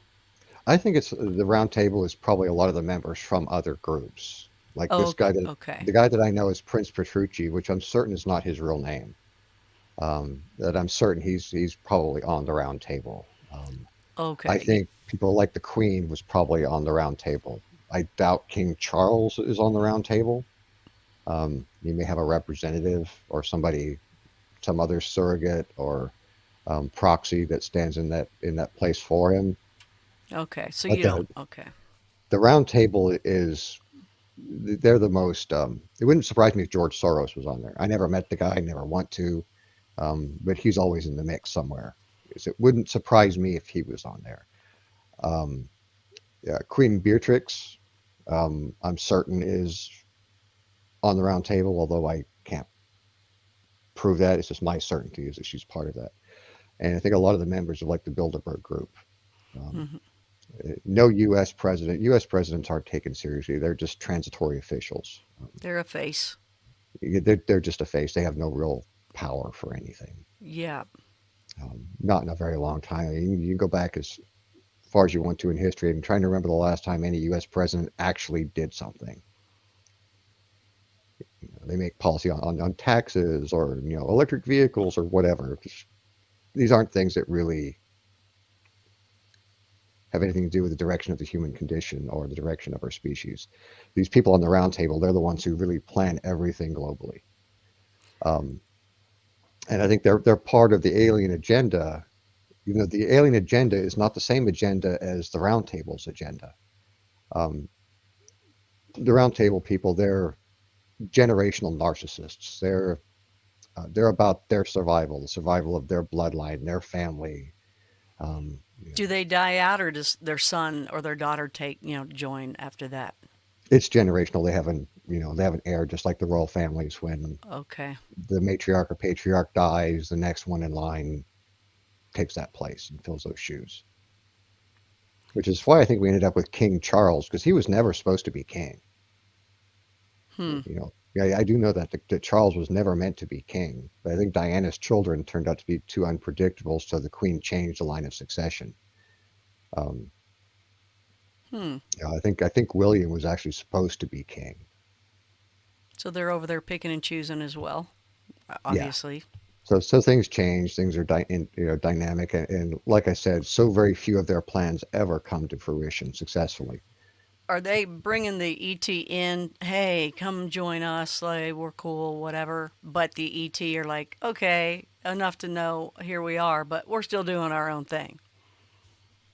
Oh, the ETs are doing their own thing, and the Absolutely. the the round table, the elites, they're participating in the ET agenda, but with their own agenda parallel to that.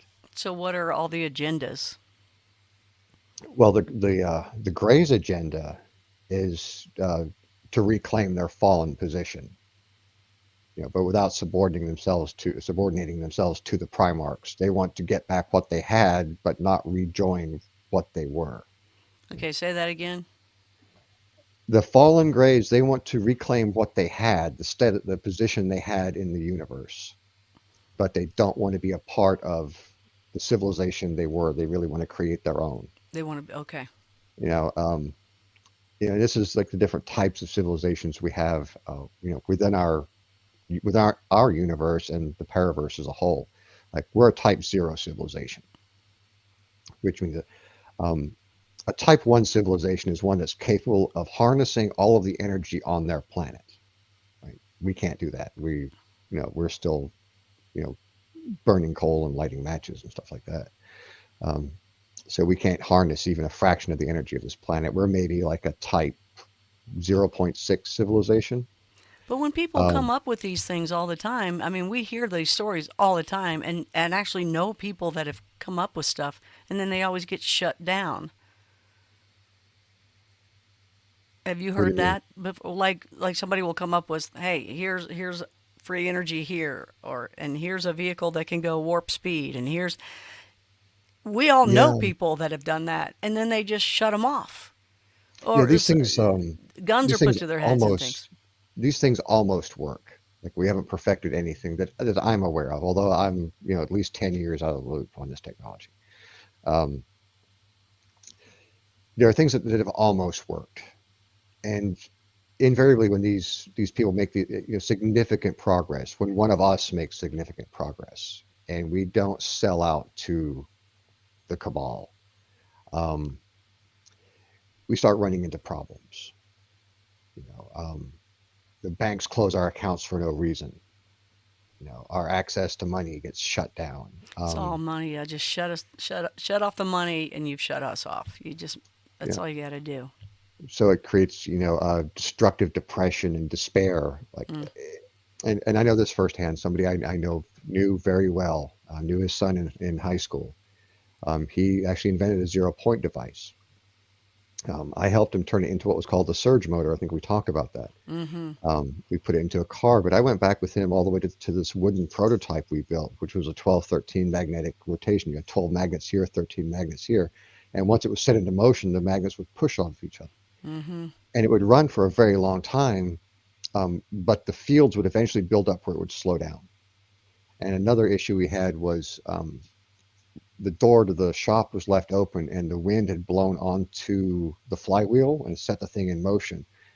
By the time we came back in the next day, this thing was it had no clutch system, so it just kept getting faster and faster. This thing was about to explode on the bench, um, until he threw a rope around the wheel and created some drag and slowed it down. But this thing was just really, Rodeoed um, it. it was capable of putting out virtually unlimited energy. And who knows what would have happened had it gone past that point of criticality.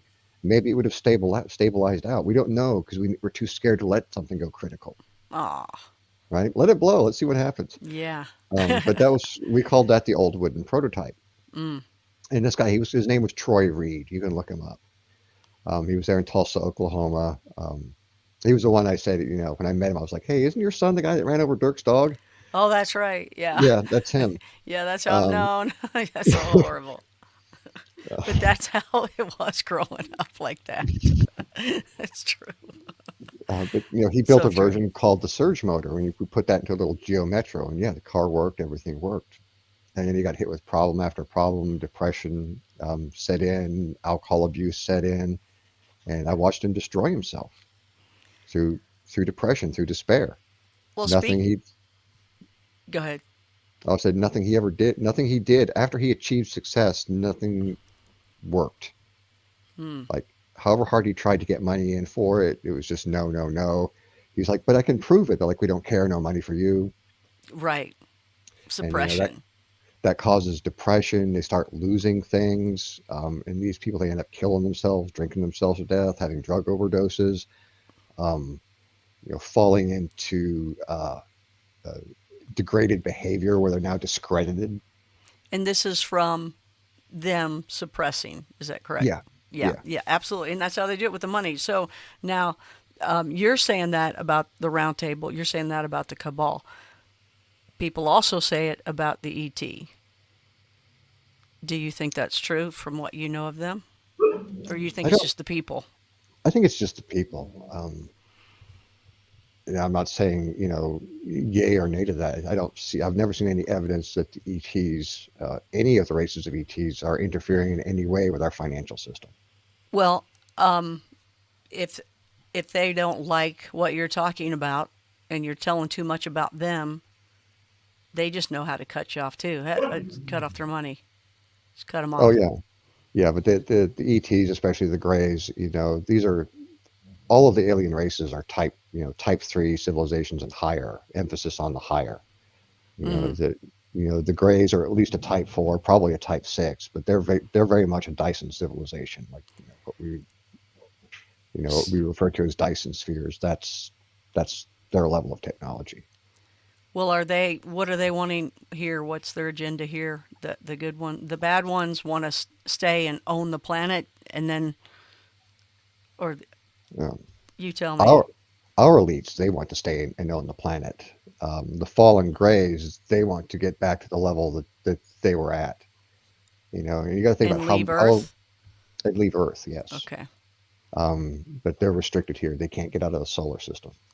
we'll let them Um, go. oh, It's gladly. not up to us, though, right? And that's part of the cabal is they're making money. They're making massive wealth by developing these technologies, and these technologies are ultimately going to help the ETs, right? Um, and the elites are going to get massively wealthy because they're the ones that are developing that technology. They own the labs, they pay for the research, they pay the scientists, they fund CERN. You know, um, that's the elite. So they're going to financially benefit from the technology that the Greys want to have.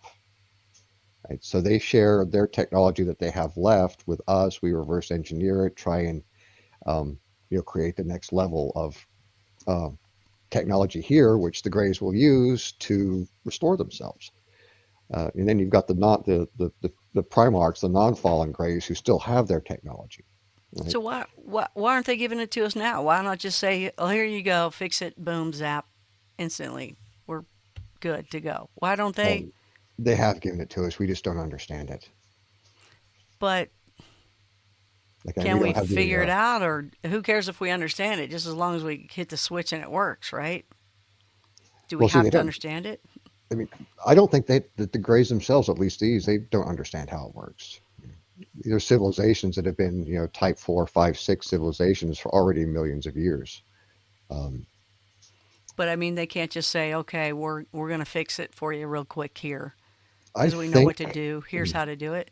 I think that it takes a level of industry and technological, not just understanding, but capability We to don't have that. even manufacture this stuff. It's like, could you go back to, the year 1800 and gather up enough resources to make a laptop computer? Well, no, I mean, you don't have the mic. I got you. You'd have to build the microscopes. You'd have to build the equipment to create a printed circuit. Then you have to like, so even if you had the knowledge, you couldn't do it back then. Well, And I where are think that's kind of where it's at. okay, okay, that makes sense. But where? I mean, I can see what you're saying from that. But where are the Greys, good and bad, living when it comes to Oh, Earth? Where do they live? the good ones, I think that They fly you know, in. they're back in their own territory, but they are a true galactic species. So if they're Type 4, they're galactic. If they're above a Type 4, then they're universal, multi-galaxy. And I don't know if they're multi-galaxy or not, but I kind of think that they probably are. Well, where Um, do the bad fallen ETs, Greys, that are here on the planet that are trapped? Where do they live? well, they're here and they're on the Right. moon. Are Um, are they underground? Are they living in like? Do they have little cities somewhere in Antarctica? Or I mean, how are they living? um, Are they in I don't homes? really Are they underground? I don't Are they in really a buy the ship? whole that they have cities. I don't think that there's that many of them. I think there's maybe, that their numbers were probably in the thousands, but How not. are they? Do you know how they're living? No, I don't. Oh, okay. Um, Okay, you don't know. no, I You don't. don't know. Do you know how the reptilians are living? Are they in The homes or? reptilian, yeah, the reptilians largely live, like us. They have dwellings not at the bottom of the ocean. When you say under the ocean, it's like under the ocean. Mhm. Oh, okay. Um, the reptilians like it warm, and they like it underground. You know, Okay. you Okay. know, warm and dark. And that may be part of why they do most of their stuff at night because the sun's not out. But they do Right. like it. They do like it warm, and they don't like bright light. Bright lights, bright lights. Okay. And they react terribly to camera flashes, so they don't like bright lights. Okay. Okay. So I, I'm just trying to figure out. I mean, because when you say the capabilities of what is needed is just not here, well, I know they're flying around really quickly, so our atmosphere doesn't get in the way. So I know they know how to do that kind of thing. yeah, So that's all working. and And their ships are old and decrepit. right when I Um, saw one up in the Rockies, when I saw it come around before it was putting beams of light and stuff down, that was the exact first word I got was primitive. That mhm. the machine, that the actual ship flying around was primitive. So it's amazing that you said that because that's exactly what I was given. Primitive. Like this is somebody riding around in Dad's old car, old Oh car yeah, yeah, that very was much sitting around. so. Yeah. And also the piece of crap homemade ones, which is the stuff we build, and you can spot the difference in whose ship belongs to who, right? Um, the Primarchs, the good Greys, right? Their ships are always going to appear shiny and new, and there's not going to be surface disruptions. It's got a little Mercedes sign on it. Yeah. I'm just kidding. Um, so like the bottom of their ship is always going to be like a smooth, uninterrupted ellipse, or Okay. mostly uninterrupted ellipse. And by that I mean like you've seen some pictures where the UFOs got little domes like on the bottom or on the top, right? So it's like you know a curved bottom or a curved top, and there's little domes on it, right? Yeah. You've Yeah. seen those pictures, okay? Yeah. Those are the ones we built. Those are the reproduction vehicles. Okay? Mm. Those are little homemade hot rods. And because the Good fallen guy. graves don't have the technology to manufacture ships, they're maintaining their old fleet and they're flying around the ones we're making for them, Oh. right? Okay. Okay. Now, we don't have the metal and other electronic technologies to like when you're in one of the craft of the Primarchs, um, they don't need windows because if they want to look down and see through the floor, you can look down and see through the floor, Right. right? The stuff we build, the reproduction vehicles, have to have those little domes on them because those are cameras and other imaging and guidance systems. Mm. So the pilot can see out, right? Mm-hmm. The Primarch ships, they don't need those sensor equipment because if they want to see out, they can see out when they want to, any direction they want to. And we can't build that. we can't build that. Um, we'll probably get there, but we're not there yet. So when you see the ships that are kind of like fluttering, Mm-hmm. that those are old ships or stuff we built, Mm. right? They don't have the smooth, squeaky clean drives that the Primarch ships have that can just glide evenly. They're using a type of gravitational propulsion, right? Right. You Right. know, I so believe that. like you see those car engines where some of them are just like bum, bum, bum, bum, bum, bum, bum, and others that just run as smooth as silk, right? Mm-hmm. Well, their ships and the ones we build are the blah blah blah blah blah. So that's why they're like beep, beep, beep, beep, beep, beep, beep, Yeah. Makes And the sense. slower they fly, the more unstable they are. So they crash, stuff goes wrong. Roswell. But you can spot them as like, oh, that piece of crap, that's the Fallen, or it's got little domes sticking it all over. That's a reproduction vehicle. That's one of us. Um, Okay. but Okay. you see something, sleek, new, and just really elegant. That's probably one of the Primarch ships. So at these parties, were there men in black, I'm sure there were. or were they just somewhere else? They weren't a part of that. They were elsewhere. They were doing something else. I imagine they were elsewhere. They could have been there. It's like since people don't introduce themselves as what they do, it's like hey, I'm Y'all are just Agent K partying. with Men, but yeah, Y'all are it's like just eating people and smoking the somebody's Men in hearts. Black are probably in the parking lot, valeting cars. That's Right, exactly. Because they got the look. So we only got like 20 minutes. okay. So it flies by. So let's try to hit some of these questions.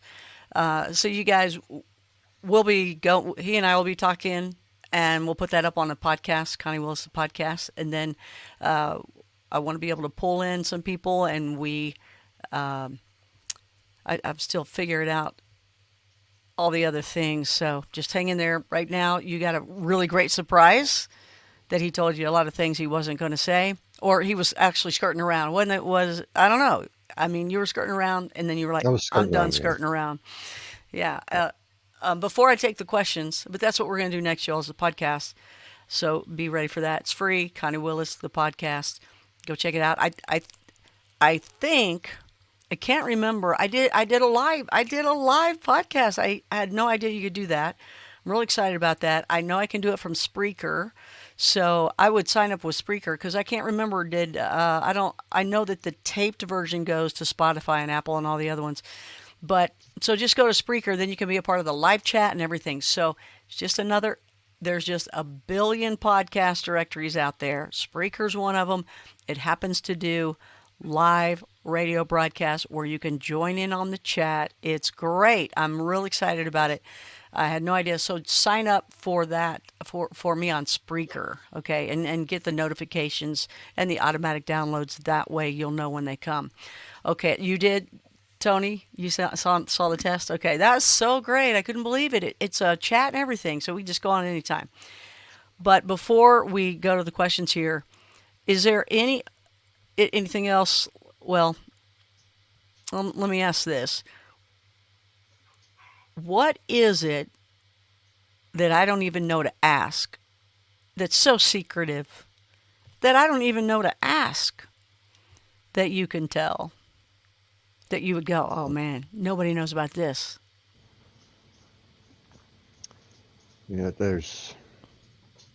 There's probably a lot in my head. I mean, my head is just there's so much I'm information. sure. It's like falling into a black hole, trying to separate everything. Pull one Um, out there. Pull a little one out there.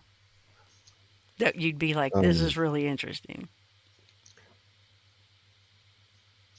well, as far as secrets go, I don't really know a lot of secrets other than kind of what goes on with the elite agenda, and also what I experienced with the Greys. I don't know if I saw their home world or not, but like I said, I spent a lot of time with them and a lot of time on board their ships. And like I think somebody asked yesterday where they're from, like what their home planet is. Um, I have no idea, and I'm not even sure if they even have a home planet anymore. Um, but where they live, like whether it's like their home world or whatever it is, it's it's a world that's around a sun. So, like their home star, their civilization is built around it. Like they built like an artificial um, sphere around their solar system, and they live on the inside of the sphere. That's huge. Yeah. It's Um, huge. I don't know where that is or what star that is, but we can't see it because they've actually surrounded their star. Were you the one that told me? I don't know. It all runs together now. That the star is not our sun is not what we think our sun is. No, no, yeah, they are. Yeah, tell us that one. Tell us that one. Because I don't remember if did we talk about that on the podcast. We did a little bit, yeah. Okay, talk about that. That is so cool. Stars and black holes are transportation networks or defunct transportation networks. Black holes are ones that have burned out the power supply and that they're currently consuming matter and energy to be reignited back into the system, but those ones are burned out, used too much. Um, but a star is not, like It's a some, star gate, right? You had said it's a star gate. yes. It's a gate. So when we talk about stargate, I mean, there's portals and then Mm-hmm. there's stargates. They're different things. Portals are like short distance transportation. And short distances on a galactic scale. I mean, it could be from here to the moon, here to Mars. Mm-hmm. Um, that's a portal. But from going from one star system to another, right, we call them star systems, but those are the portals, right? So when they're going across the universe, they're not traveling through space for light years and light years.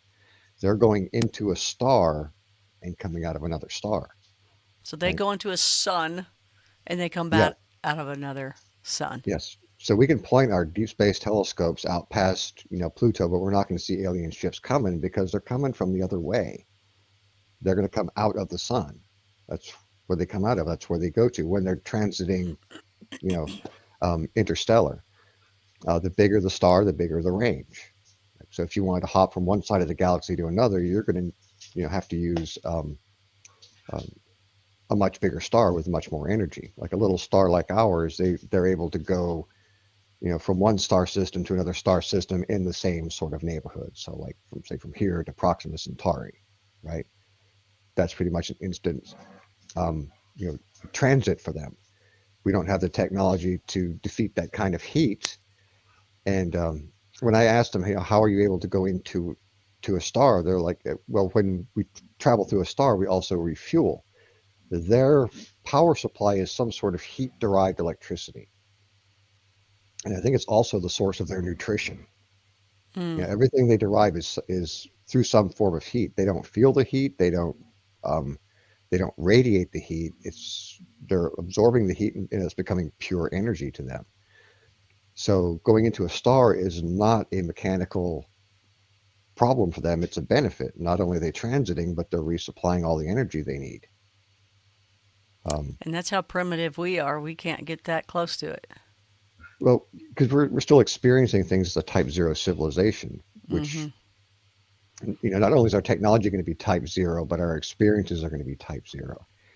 If we were, say, advanced to the point of being like a Type Omega civilization, um, those are the ones that can just teleport instantly, matter, time, none of that is relevant to them. They can go anywhere in the universe at any point in time in the universe, and that's an Omega civilization. And um, that's what I call, like the forerunner civilizations or the creator civilizations. That's above Type Six. You um, Type Sixes, they're transgalactic. They can go throughout the universe and to any level in the multiverse. Um, Type fives, fours and fives are galactic. They can harness all the power of the galaxy, right? Um, so these civilizations are so far. We're a Type One, a Type Zero. We're Yeah. below a Type We're, One. So no matter how hard we try, we're never going to be able to comprehend a Type Six civilization. It's just too big for us at this point. And even the things I've seen, I don't understand. And I'm hoping that through like the taken talks and meeting other people that I'll be able to understand some of the things that I saw as a kid that didn't make sense to me. Mm-hmm. Like on board one of the Primark ships, one of the ships belonging to a mantid, um, there were levels that looked like little cities, right? And they had these pools, what looked like pools of water, but it wasn't water because it wasn't wet. And these pools had like a fuzzy, furry lining. Like you seen those outfits with like the synthetic purple fur, Yeah. or purple blue, or the blue fur, purple, that synthetic fur. These Yeah. things are lined with that. Right? Oh. These Hmm. pools are lined with that, and it's some sort of energy that looks like water. And I saw other races, including humans, that live on board these mantid ships. There's all races: humans, greys. I've Um, seen what you're talking about. and I was being escorted through, Mm-hmm. and one side was blue, and one side was kind of a yellow gold. And they were identical. It was like mirror images. I mean, there were things that looked like food courts, things that looked like these swimming pools, and these beings are going in and out of those pools. And I was really, really curious about what that was, but I was just swiftly taken all the way to the other side of that level, um, and we went into this kind of, I call it an elevator. It was an elevator that felt more like a slide because the thing didn't move, but you kind of felt like you were, ooh.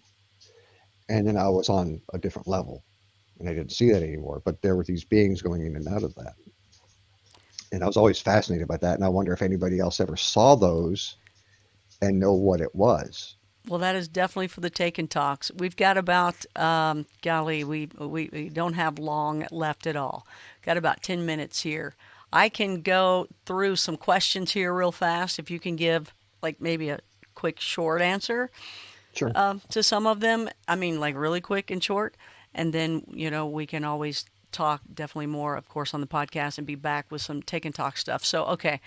So I'm gonna throw them out at you, okay? Gotta answer them quickly here.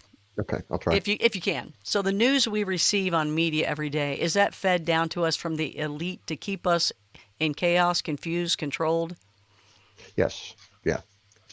Um, Everything they do on media, movies, it's all designed very specifically. It's a very specific system to get us to behave in certain ways and accept things. It's just like training a child.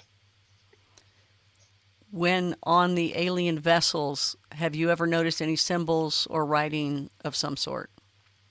Yes, but I never really paid attention to it. Do you remember uh, any noises with relation to your visitations? Hums, pops, squeaky doors? How about smells? Yeah, there's definitely smells, and there are sounds. I've heard like low humming to high pitched humming. I've heard clanking noises. I've heard thumps.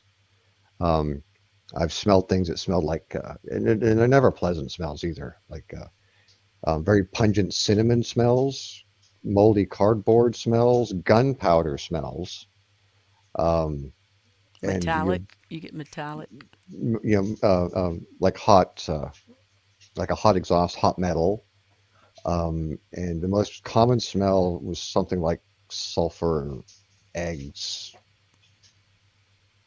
None of their ships smell good. Like it's not like, oh, it smells like roses in here. No. Um, I knew that was coming. Sorry. I love to sneeze. and I think it's residual smells from whatever planets that they took the air from. The ship's going to smell like that planet. Or it's just them. That's how they smell. Or it could be by the byproduct of what they make air out of. I know in the Navy we use these things called oxygen breathing apparatuses, which used a chemical oxygen canister. Yeah. You put the mask on and you put the cartridge up inside the system, inside the chest plate, and you yank down the thing real hard and it punches the seal, and now you have this hot chemical oxygen. Mm. So maybe the smells are related to what they're making the oxygen out of. Maybe Right. Because some cause sort of even when you scuba dive, it's like that. You even get that taste. And canned air. Yeah, yeah, it's like, ugh. Mm. yeah. So big Um, yes on the smells. Yeah. you may, so Paula says, you may have answered this before, but on the podcast, you said the Pope was in charge. Why do you think he was? Or, yeah, why do you think he was in charge? Oh, the Pope was in charge of the induction, right? I don't think he's in charge of the whole organization, but as far as the ceremony of going through the induction, um, I think the Council of Rome, the Club of Rome, the Pope is still a very central figure, and uh, I think going to see him was just, you get your blessing by um, the highest religious figure that they recognize. But I don't think he's in charge of everything. So, Jane of all trades, she's got a couple questions here. I heard that CERN is looking for dark energy. What exactly are they doing and what do they hope to accomplish? I have no idea what specifically they're doing or what they're specifically trying to accomplish, but the whole overall technological agenda is um, for us to reach a technological state that the fallen grays can use to restore themselves. And the human elite, they want that same technology, but for their own benefit of power, control, wealth, making a better smartphone. Like, I don't know. Um, Do you are you done? You mean it? Yeah, they seem to take the elites seem to take that technology and build gadgets, but the Greys want it for a very different purpose, and that's the restoration of what they lost. Do you know anything about the activities at Montauk on Long Island, the underground Uh, base where they did experiments with time travel, other stuff? I don't know any more than anybody else who's watched the Discovery Channel. Uh, Other than the one thing that I do know um, is that they kidnap an enormous amount of people and they take them to um, Camp Hero or whatever they call it now. It was, Montauk and it was Camp Hero, and whether it's they've changed names now. They show that the base is defunct and closed down, but there's still operational levels below it. I do know that. So that base is not closed down. Um, Yep, I heard that a and lot. yeah, I know that for a fact because I saw procurement records for Camp Hero, and What? there Where were is over that? eight the procurement records. No, no, no. The Camp Hero is that still Uh, Camp, Montauk? Camp Hero is what they called Montauk, the last evolution I knew of. Oh, okay, They okay, closed down Montauk and then they renamed it Camp Hero, and then they okay. allegedly closed that I didn't down, know but that. it's Okay. not closed down.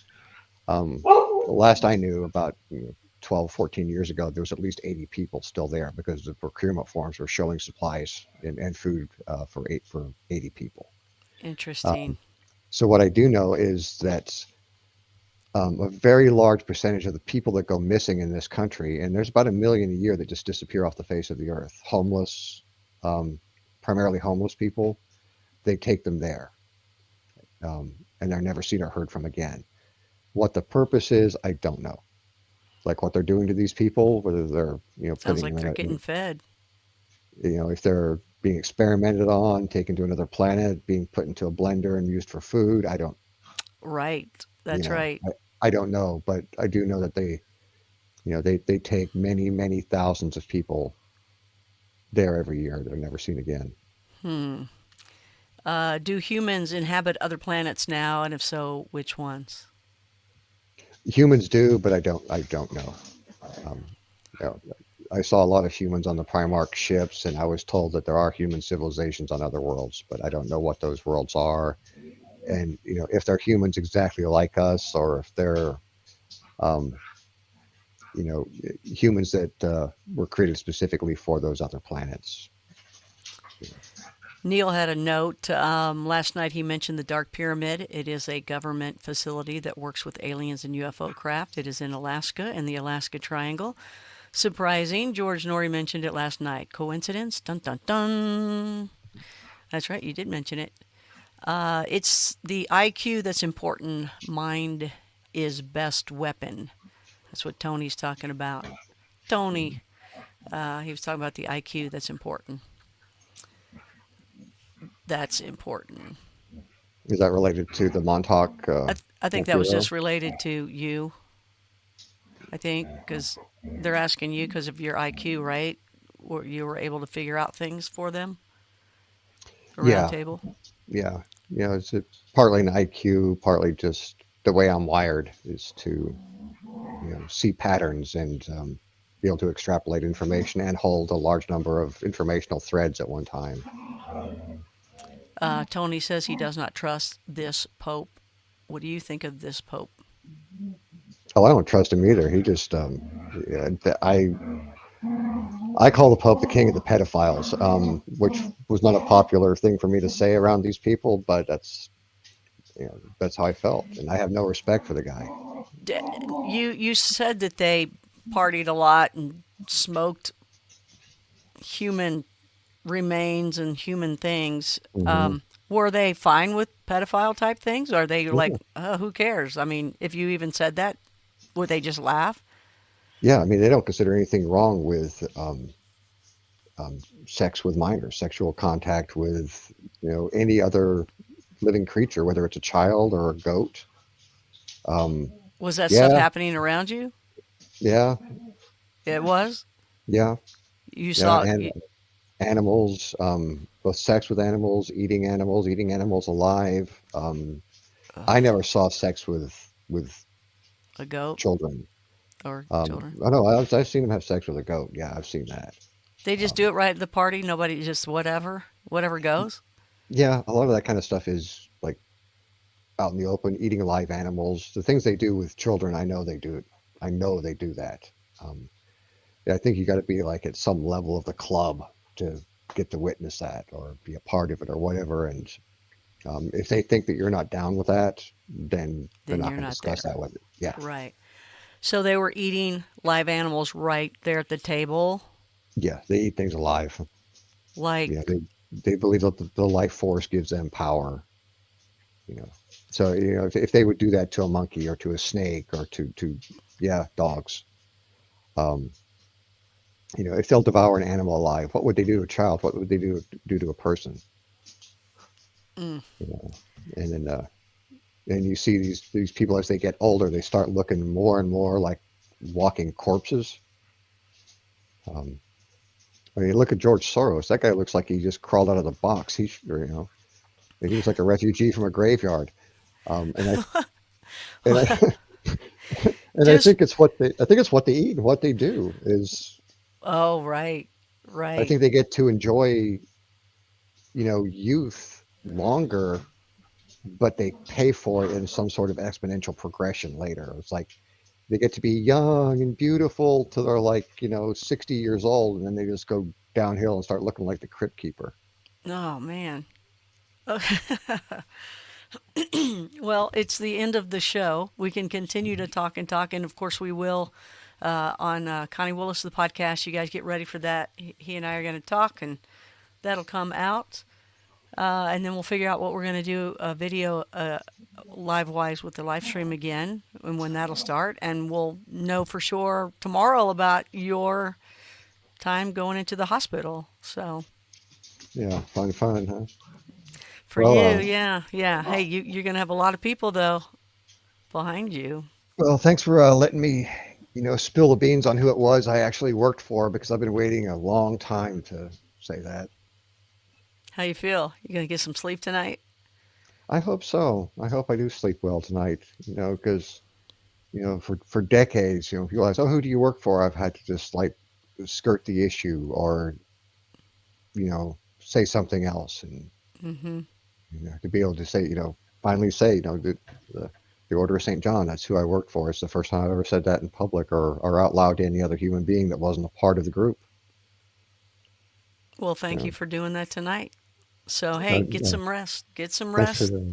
the opportunity because it's a burden off of me. That's one less I got to carry into surgery, right? That's right. All right. That's right. And that's going to go well. So have a good night. We're going to close out here.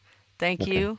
We'll get, And the we'll last get, last thing I want to say is that I want to say I didn't say it last time was big huge thank you to everybody who supported me on the GoFundMe. It means a lot. It changed my life, changed my outlook, and it really gave me hope when I hadn't had any hope left.